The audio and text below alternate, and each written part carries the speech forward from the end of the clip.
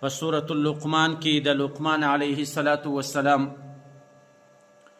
یو عجیبه نصیحتونه را نقل کوي.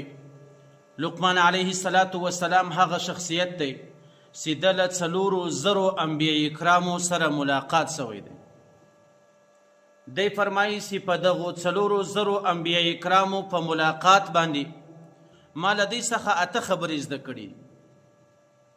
په هغو 8 خبرو کې یوه خبره ده چې هر نبی به دا پیغام ماته پرېښوی چې ته د ژبې حفاظت کوو.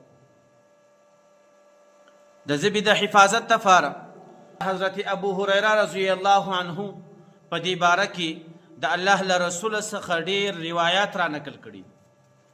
حضرت ابو هریره رضی الله عنه فرمایي چې نبی کریم صلی الله علیه وسلم فرمایل: من کان یؤمن بالله والیوم الاخر، چې په تاسو کې چې کوم کس پر الله تعالی باندې ایمان لري او د قیامت په ورځ باندې ایمان لري، فلیقل خیرا او لیصمت، هغه انسان خو دې یا د خیر خبره کوي او که چیرې د خیر خبره نه وي زده، د خیر خبره یې په وس باندې نه وي پوره و چاته د خیر خبره نسي کولی، په دویمه مرتبه کې هغه انسان دی پټه خوله کښېني.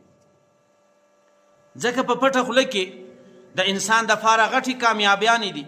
د الله رسول په بل حدیث کې فرمایي چې د عبادت 10 حصې دي.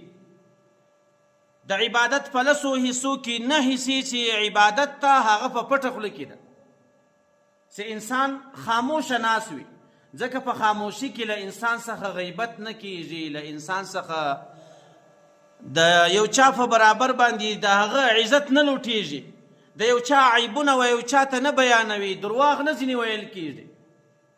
نو د عبادت 10 حصې دي. د الله رسول فرمایي چې 9 حصې هغه په خاموشي کې دي، او یوه حصه چې 10مه حصه بلل کیږي، هغه 10مه حصه یې دا ده چې انسان له داسې فالتو مجلسو څخه وتښتېږي، په یو کونج کې کښېني. نو د دې حدیث مطلب دا سو چې د حدیث ټوله خلاصه د عبادت مجموعه چې ده هغه په پټه خوله کې ده.